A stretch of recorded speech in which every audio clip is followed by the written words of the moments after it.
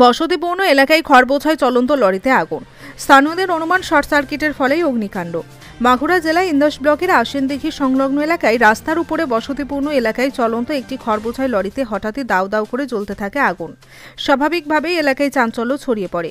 স্থানীয় সূত্রে জানতে পারা যায়, বিহার থেকে ইন্দাসের দিকে আসছিল খড়বোঝাই 6 চাকার একটি লরি। আশ্বিনদিঘি সংলগ্ন এলাকায় এসে রাস্তার উপরেই হঠাৎ করেই দাউ দাউ করে জ্বলতে থাকে লরিটি।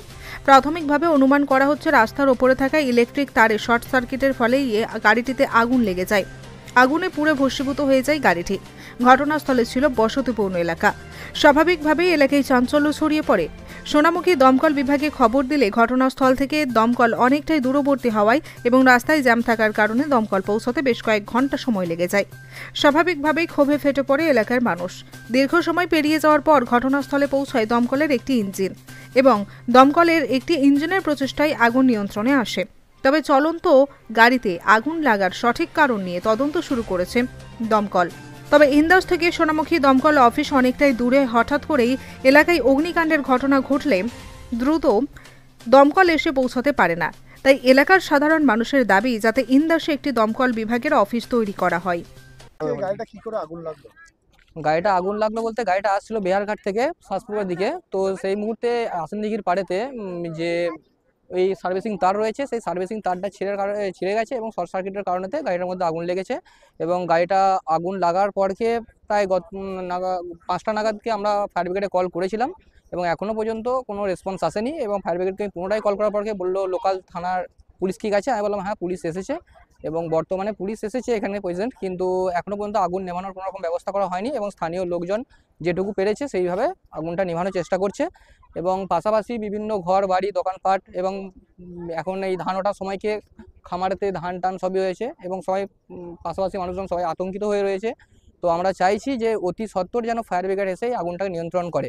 আর এর সঙ্গেও আমাদের এলাকাবাসীর একটা অনুরোধ রইল যে আমাদের ইন্দাস ব্লকে যেন একটা ফায়ার ব্রিগেডের কোনো একটা ক্যাম্প বা অফিস যেন করা থাকে, যেখানে কোনো অ্যাক্সিডেন্টাল জোন বা কেস হলে সেগুলো যেন অতি সত্বর এসে সেটা যেন রিকভারি করা যায়। মানে সময় মতো ফায়ার ব্রিগেড এলে এত বড় ক্ষতি হতো না, একদমই তাই, হতো না। এখন কি চাইছেন তাহলে? এখন চাইছি যাতে আগুনটা নিয়ন্ত্রণ হোক এবং লোকালে একটা ফায়ার ব্রিগেড হলে? হ্যাঁ, একদমই তাই। এবং লোকাল একটা ফায়ার ব্রিগেড হলে অবশ্যই খুবই সুবিধা হবে। এবং কারণ হামেশাই এরকম রাস্তা দিয়ে ট্রাক যাচ্ছে যেখানে খড় ভর্তি যাচ্ছে এবং সার্ভিসিং তার বাজারের মধ্যে আজকে এটা পাশে হলো, কেবলমাত্র যদি আজকে বাজারের মধ্যেখানে হতো তখন কি হতো কেসটা, তাই না? খুবই আরও বড় দুর্ঘটনা ঘটতে পারতো। তো সেই জায়গা থেকে আমরা চাইছি যে একটা ফায়ার ব্রিগেডের যদি অফিস হয়ে থাকে এখানেতে, তো সেই ক্ষেত্রে খুবই আমরা ভালো হবে আমাদের ক্ষেত্রে। আপনার নাম? উমাশঙ্কর পণ্ডিত। আচ্ছা, কিভাবে আগুন লাগলো গাড়িটা?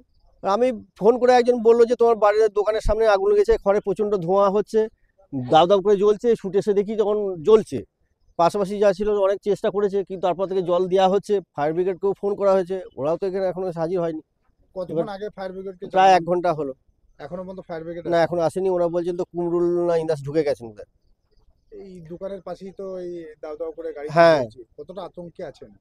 সবটাই তো পুরোটা আতঙ্ক। এখানে খড় নামানো আছে, পুরো রাস্তাটায় খড় বিছিয়ে আছে। কিভাবে ধরলে আগুন লাগলো? কোথায় সার্ভিস তার ছিঁড়েছে আগে, কোথায় এই আসার মুখে কোথায় সেখানে দিয়ে, মানে এখানে হয়নি, আগে পিছনে কোথাও হয়েছে, সেটা থেকে আগুন মনে হচ্ছে যতদূর সম্ভাবনা। মানে ফায়ার ব্রিগেড যদি কাছে থাকতো এটা এতটা হ্যাঁ, ফায়ার ব্রিগেড ব্লক ওয়াইজ যদি ফায়ার ব্রিগেড থাকতো তাহলে এই সমস্যাগুলো অনেকটা দূর হতো। আগামী দিনে কি চাইবেন আপনারা? ফায়ার ব্রিগেড যদি কাছাকাছি থাকে, ব্লক ওয়াইজ হয়, তাহলে আমাদের সেটা সুবিধা হয়। আপনার নাম? আমার নাম আলোক কর্মকার, বাড়ি ডোমালো। বাঁকুড়া থেকে তৌসিফ আহমেদের রিপোর্ট, নতুন পেগাম।